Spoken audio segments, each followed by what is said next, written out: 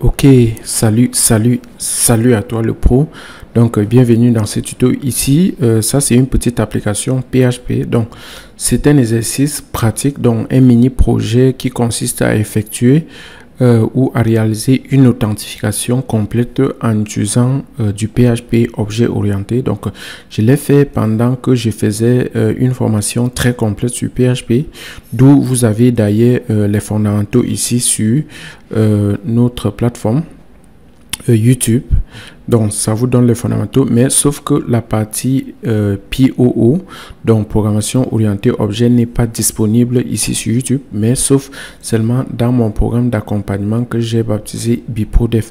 Donc ici aujourd'hui je vais vous montrer comment héberger, comment héberger et déployer une application dynamique, que ce soit PHP, que ce soit une application Python, que ce soit une application .NET, bref, toute application dynamique qui comporte non seulement la partie statique qui est du HTML, CSS et du JavaScript, et qui contient aussi la partie backend, donc avec un langage serveur quelconque, pour notre cas ici PHP, et aussi qui peut être du Python et n'importe quoi.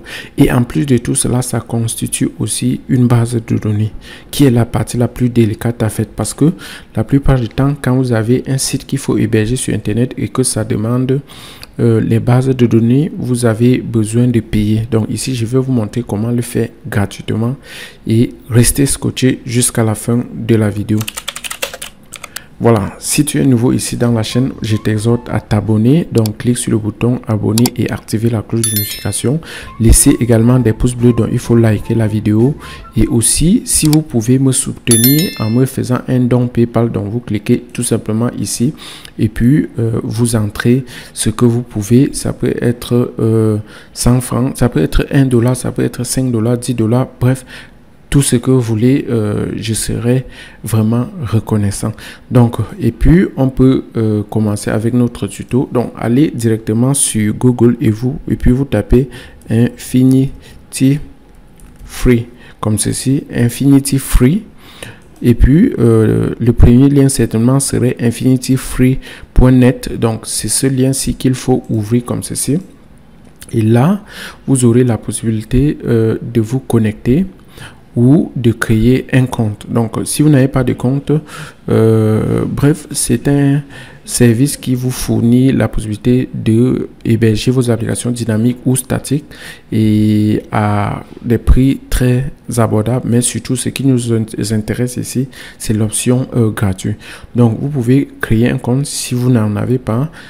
Et là, c'est tout simplement créer un compte comme toute autre application. Mais si vous en avez un compte comme moi, par exemple, vous vous connectez et puis vous allez atterrir ici directement.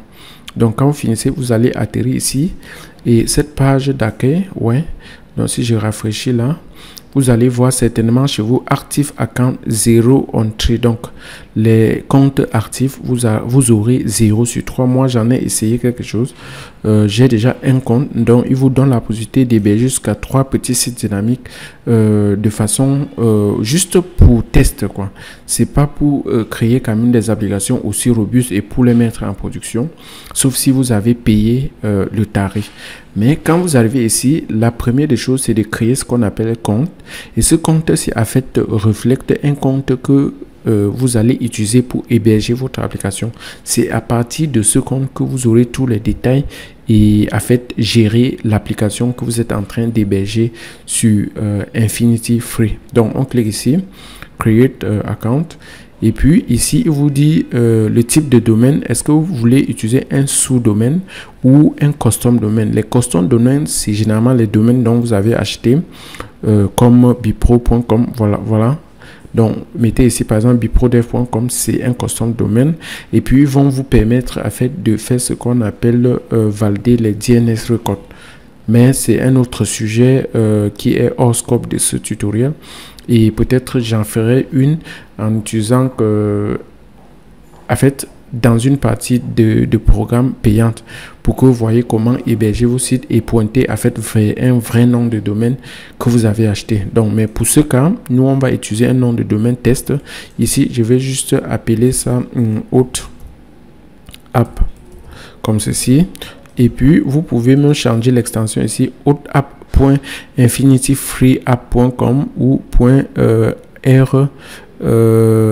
ref.gb ou EPC ou n'importe quoi. Bref, Lovestone, blablabla. Je vais prendre le plus court ici.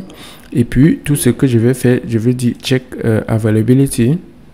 Voilà, ils disent bien que hôte blablabla si, donc ils disent des domaines disent is available. Mais si quelqu'un d'autre a déjà essayé d'héberger une application ici dedans et il a utilisé le même nom, ils vous diront peut-être certainement que c'est déjà utilisé. Voilà, pour notre cas c'est bon. Et ils disent maintenant le username sera automatiquement généré et le account password serait également automatiquement généré, où nous pouvons écrire un truc. Je vais juste mettre test 1 2 3 comme ça, comme le mot de passe, et puis je vais cliquer sur continuer comme ça, créer des accounts. Donc là, ça peut prendre quelques secondes. Voilà, je crois que ils disent your account has been created with username this. Voici notre username ici et je crois que c'est tout. Et puis là, nous pouvons cliquer tout simplement sur finish. Voilà, quand vous cliquez sur Finish, ça vous redirige sur cette page et sur cette page, vous avez beaucoup d'informations. Ces informations peuvent changer selon le jour que vous serez en train de regarder ces tutoriels, parce que je pense que précédemment, la structure de la page n'était pas déjà comme ça. Donc, ils ont rechangé la façon dont ils organisent les choses et tout. Mais ce qu'il faut retenir ici, c'est que la plupart du temps, vous aurez un panel ici ou au moins quelque chose qui vous permet de naviguer des détails de chaque option ici. Par exemple, pour le domaine, si vous cliquez ici, ça vous redirige ici sur le domaine que vous avez. Si vous cliquez ici FTP Details, si vous voulez utiliser par exemple un compte FTP, File Transfer Protocol, par exemple un logiciel comme FileZilla pour configurer et puis mettre à jour votre site au fur et à mesure que vous développez. Donc c'est aussi une option, mais ici c'est pas le cas, je vais pas l'utiliser. Je vais vous montrer la façon la plus basique de le faire. Et puis, comme nous n'avons pas besoin, on aura besoin de MySQL comme ceci. Donc, ça ce sont les détails de MySQL pour l'instant, c'est pas important. Bref, et plein d'autres options. Voilà, ce qui nous intéresse ici, c'est qu'on va rentrer sur le Home et on va aller directement sur le Control Panel. Donc, ils ouvrent comme ça le Control Panel sur une nouvelle page et vous êtes obligé d'abord d'approuver tous les policies et ce qu'ils sont en train de dire là-bas. Voilà. Et boum, vous allez atterrir ici. Désolé pour la publicité, c'est justement parce que nous sommes en train d'utiliser un compte gratuit. Donc, si nous, on est là, première étape, c'est de pouvoir héberger notre site ici sur le site. Donc, comme nous n'utilisons pas un FTP, donc File Transfer Protocol, comme FileZilla, nous, on va utiliser le Online File Manager ici directement. Donc, je vais cliquer là-dessus. Et puis, ça réouvre même dans une nouvelle page. Donc, vous allez cliquer ici comme ceci. Et puis, l'optique, c'est de supprimer tous ces deux fichiers-ci. C'est en fait ici que vous allez déposer vos dossiers ou vos fichiers qui constituent votre application. Donc, je supprime d'abord ce qui est là. Ce sont juste des fichiers tests comme ça qui le mettent par défaut. Et comme vous savez, il s'agit en fait pour nous, notre application-ci. Donc, il vous permet de créer un compte. Vous pouvez vous inscrire en utilisant votre nom, email et mot de passe. Et quand c'est bon, ça vous redirige sur une page d'accueil. Si vous en avez déjà, vous mettez votre email et votre mot de passe. Vous pouvez vous connecter. Et là, c'est aussi simple que ça. Voilà. Donc, je vais vous montrer comment héberger cette application. Voici le code source de cette application ici. Et pour finir d'abord, j'aimerais ouvrir ce code source dans un éditeur de texte comme VS Code et justement, le voici, mais sauf qu'il nous faut changer ces paramètres. Donc, il va nous falloir créer une base de données qui va pouvoir se connecter, que nous allons pouvoir utiliser pour nous connecter avec. Il va nous falloir également changer, par exemple, le base URL si ce n'est plus localhost machin machin. Bon, commençons déjà par changer les base URL. Nous, on rentre sur notre page d'accueil comme ceci. Ils disent si on rafraîchit la page Et le base URL, c'est quoi? Website for. Bref, ils disent ici Epic website for. Voici en fait l'URL de base de notre application ici. Et il précise ici bien que it can take up to 72, ça peut prendre jusqu'à 72 heures pour que ce domaine-ci soit accessible partout sur Internet. Donc, c'est ce qu'on appelle les DNS propagation. Donc, il y a un temps, il y a un délai pour que la propagation du DNS, donc pour que tous les, je sais pas comment, tous les systèmes d'Internet puissent bien enregistrer votre nom de domaine et le rendre public partout sur Internet. Donc, nous, on va prendre ça comme notre base URL. Et à ce niveau, donc, dans notre fichier validation, donc, c'est juste pour des exemples, mais pour votre cas, ça serait différent. Et je vais mettre ça comme ceci. Ça, c'est mon base URL. Parce que je l'utilise partout ici dans le site-ci. Je l'utilise ici, base URL. Je crois que je l'utilise aussi où? Je l'utilise aussi ici. Parce qu'il faut que tout ne soit rédigé sur le site que je vais utiliser en fait. Vous voyez?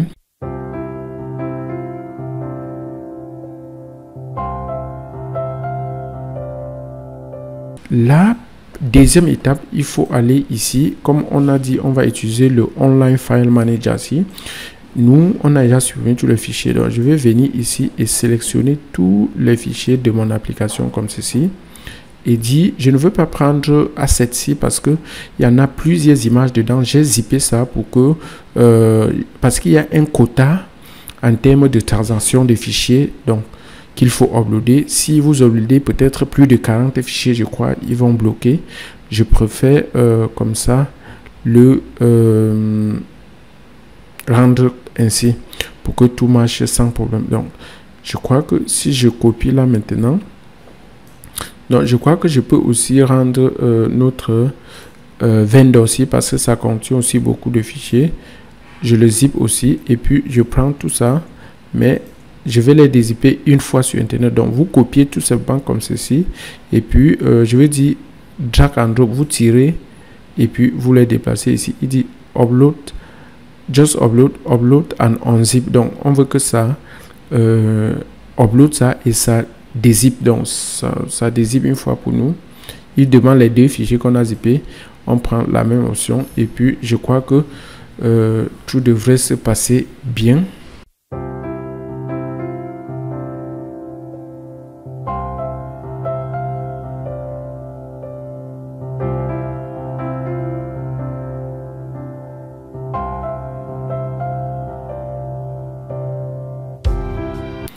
Donc, si je rafraîchis là, je crois que c'est déjà bon. Ce qu'on peut faire, on essaie déjà pour voir si notre application tourne déjà sans problème.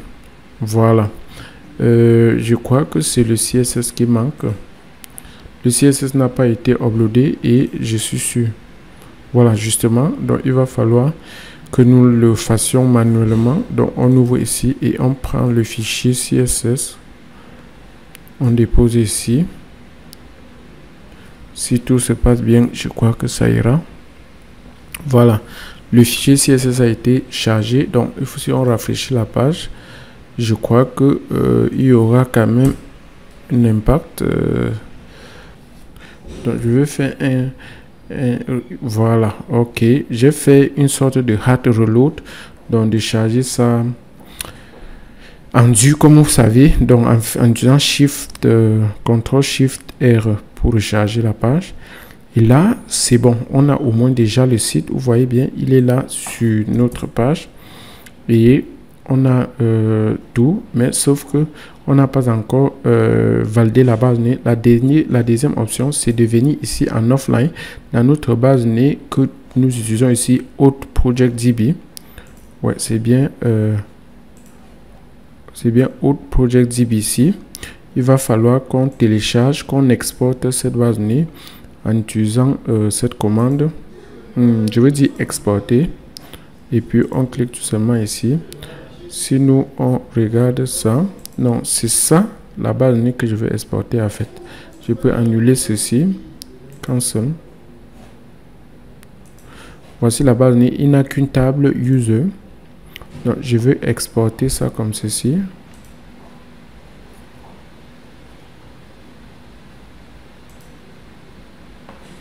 Ok, ils ont exporté la table user. Et là, maintenant, il va nous falloir rentrer ici dans notre page d'accueil et prendre les détails de MySQL. On clique dessus, ici, MySQL. Et le username, MySQL username, c'est ça. Nous devons changer ce fichier-ci avec username. Au lieu de root, on met ceci. On vient aussi. Le port, c'est 3306, c'est bon. Le mot de passe de MySQL, voilà, le voici ici. On copie, on le passe là. Après, c'est quoi? Après, c'est le hostname. Voici le hostname de MySQL. On le passe là. Au lieu de localhost, on passe le hostname. Et le database name, MySQL database name, c'est ça. Est-ce que nous en avons créé? Non, je ne crois pas. Créer 10 in the cPanel. Voilà, on va revenir ici dans le cPanel. On dit MySQL database. On ferme cette publicité. Et là, on va mettre quelque chose comme AuthDB comme ça. Authentication DB. Je clique ici sur Create. Voilà, il est créé là. Username, c'est celui-ci. Le SQL DB name. Voilà, voici le nom de notre base de données que nous allons utiliser ici. DB name comme ceci. Voilà. Je crois que le fichier ici a tous les paramètres qu'il faut. Et là, si nous on ouvre maintenant cette base de données ici, ça va l'ouvrir dans PHPMyAdmin. Ok, comme ça, on est connecté sur notre base de données. Est-ce que nous avons une base de données? Non. Oui, nous sommes connectés comme ça sur cette base de données. Il faut créer une table maintenant qui s'appelle user. Donc, je peux comme ça ouvrir ceci avec VS Code comme ceci. Et puis, je copie juste le code. Si je veux insérer ces utilisateurs et tout, je peux tout simplement faire ça comme ceci. Donc, allez, je vais tout simplement copier le code aussi et je vais comme ça essayer d'insérer, en fait, d'exécuter ça pour voir si ça marche. Donc, allez, je clique ici sur SQL et je copie, je colle le code, je clique ici sur Go. Voilà, tout s'est bien passé. Je crois que si nous on revient là, on verra comme il y a une table qui s'appelle User et qui a même déjà quelques utilisateurs tests là-bas. Donc, je vais supprimer des choses pour pouvoir faire les tests facilement. Voilà. Qu'est-ce que nous avons? Je crois que nous avons setup notre base de données. Vous l'avez vu comment ça s'est fait. Donc, vous créez la base de données ici. Si vous avez plusieurs bases de données, vous les aurez. Vous pouvez supprimer une base de données. Et là, quand tout est bon, vous revenez ici et puis vous rafraîchissez votre truc.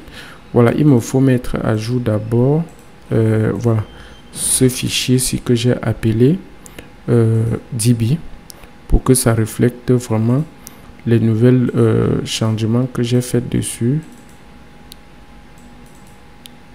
Parce que si vous vous rappelez, on a fait des changements à ce niveau. Et si je reviens là, je porte ça comme ceci. Et je dépose là. Ils disent upload and replace. Oui, je veux que ça met ça en ligne et puis ça remplace le précédent avec. Donc si je rafraîchis là, tout prendra effet. Et si je reviens ici, j'essaye comme ça de cliquer. Donc faire imprimer test bipro def. Je mets un mot de passe et j'essaie comme ceci. It is auth ref is currently unable to handle this request.